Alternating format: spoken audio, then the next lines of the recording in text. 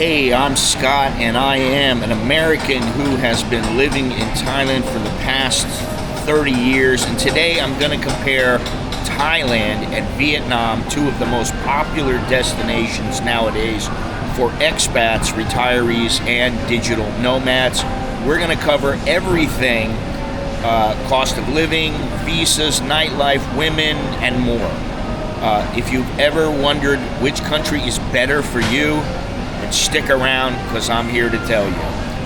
Before we get started, don't forget to click like, subscribe, and hit the notification bell so you don't miss on future videos. If you'd like a consultation or you want to send in a Dear Scott letter, you can email me at anamerikaninbangkok@gmail.com.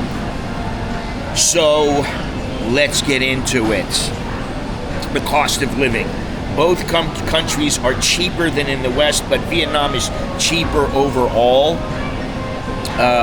You can rent a decent apartment in Da Nang or Nha Trang for $300 to $500 a month, while a similar place in Chiang Mai or Hua Hin is very close, but maybe it's $500 to $700. Bangkok can be even more expensive. The food. Vietnam street food is insanely cheap. It's so awesome there. $1 to $2 for a meal, which is what Thailand used to be. Thailand's has crept up. It's now $2 to $4 usually for some street food. Transportation. Grab motorbike taxis in Vietnam are dirt cheap and very reliable, very good. But Thailand has better public transport, the BTS, the MRT, the CityLink. You can take a canal boat, you can take a river boat. So the winner here is really Thailand. But Vietnam for budget travelers is probably better. Number two, quality of life. Thailand is a more developed country, and it has better healthcare, better infrastructure, and better expat services. Vietnam is catching up fast. This seems to be the case with Vietnam and Cambodia and many other places around the world, but Vietnam is catching up fast. But daily life can sometimes be frustrating. Things like banking, government services, and healthcare are still lagging behind Thailand. So for this category, Thailand is better for long-term expats. Now, number three, visas. Thailand has various visas, almost too many visas. Tourist visa is 60 days plus 30-day extension. Some nationalities get visa exemptions. The visa runs are harder than they were in the past. They are still possible, but they're harder than in the past. Retirement visa, 50 years and older, 800,000 Thai baht in the bank, or 65,000 a month, or a combination of the two. You can get a business visa, which requires a company sponsorship. You can get an elite visa, which is, it can cost you all kinds of money, but 20,000, 50,000, something like that. And registered agents can also help with visas, but many people do not prefer to do it this way. They'd rather do it themselves. Registered agents can really help you a lot, though. So, sometimes it's beneficial to use them. With Vietnam, it used to allow a 1-year visa for tourists. Now it's only 90 days, but you can get extensions. Visa runs are possible, but more difficult now than in the past. There is no official retirement visa right now, and that's a major downside. A business visa, which is a common workaround, requires local company setup. You've got to set up a company there in order to get the business visa.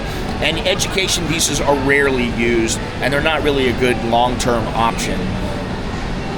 Agents in Vietnam,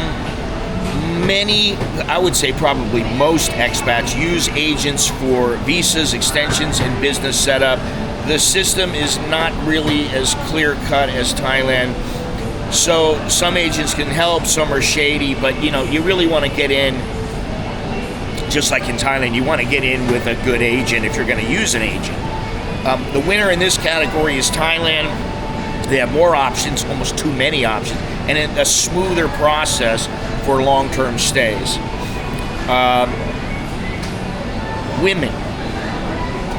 Now, Thai women are generally a little more reserved than Vietnamese women, especially outside of tourism areas, and social class matters quite a bit. Educated Thai women, they want stability, they want somebody who's going to provide a good life for them.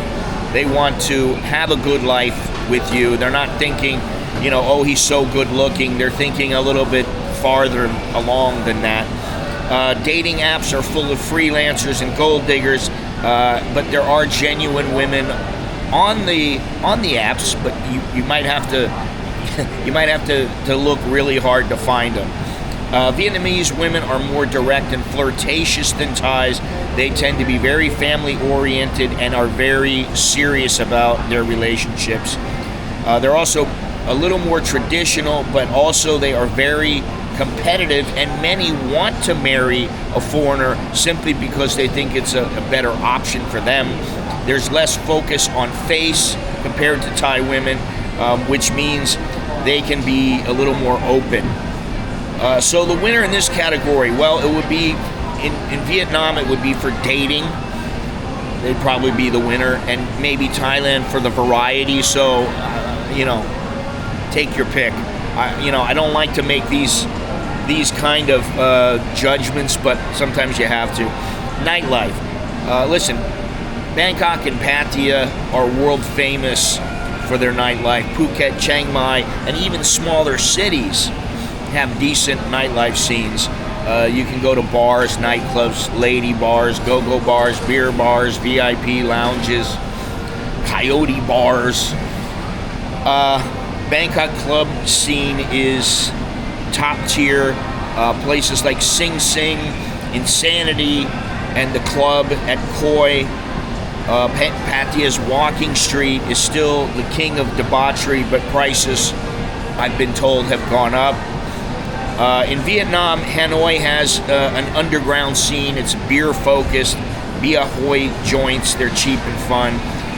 In Ho Chi Minh, more Western-style clubs, but it's still developing.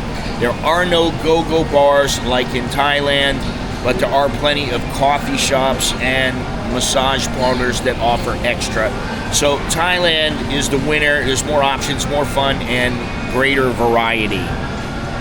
Number 6, expat community and ease of integration. Thailand has a more established expat scene. Easier to meet like-minded people, whether you're into business, fitness, or nightlife. It's very easy.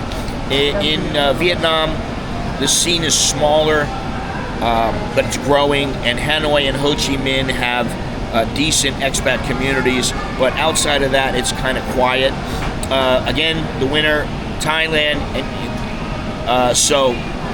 this is the sixth category. Now we're on the 7th, the language barrier.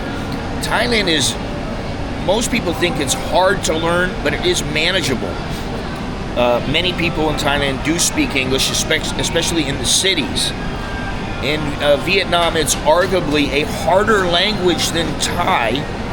There's 6 tones instead of 5, and English is less common outside of the tourist areas. So, again, Thailand is the winner.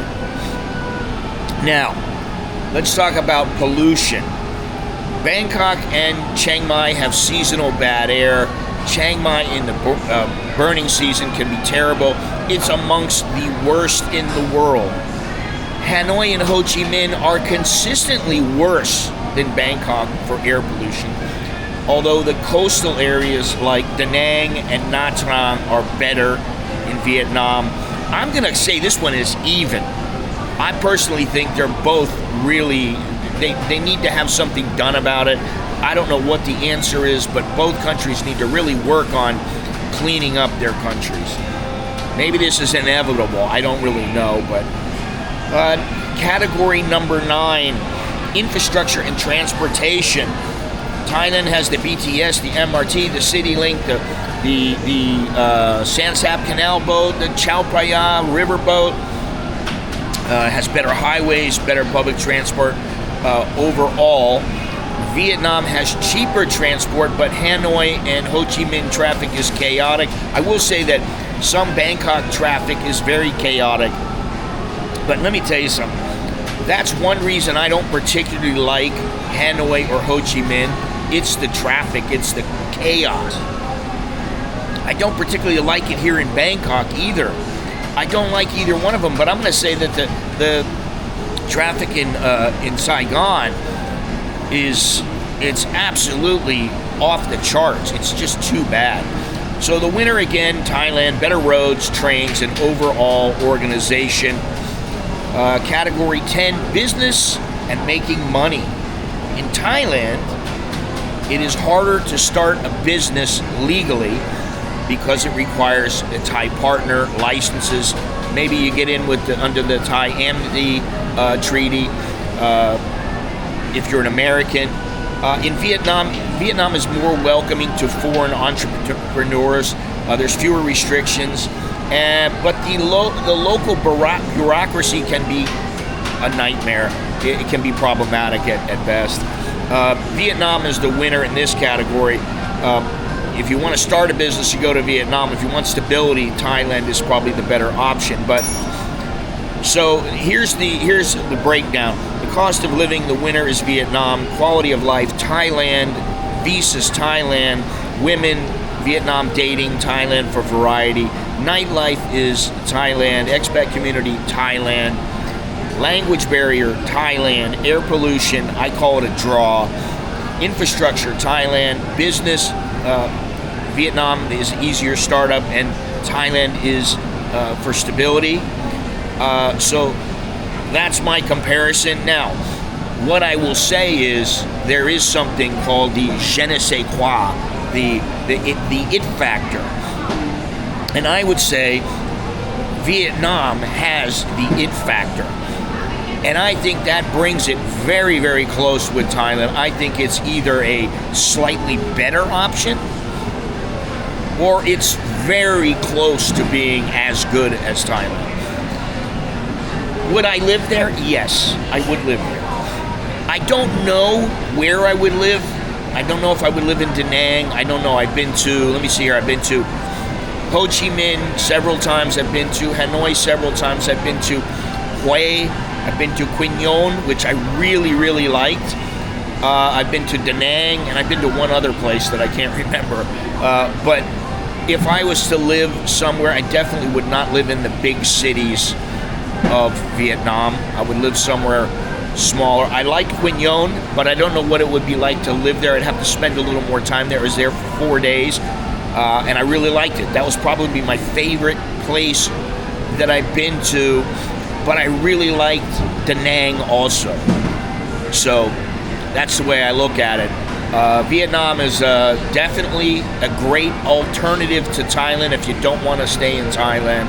So that's what I say. I might not have said that 10 years ago, but this is now.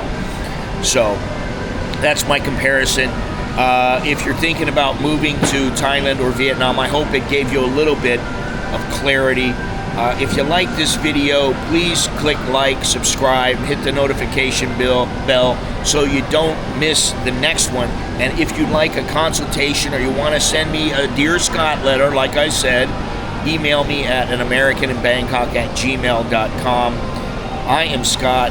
I am an American in Bangkok. As always, chok di leo jekan mai, which is good luck and see you again. So take care.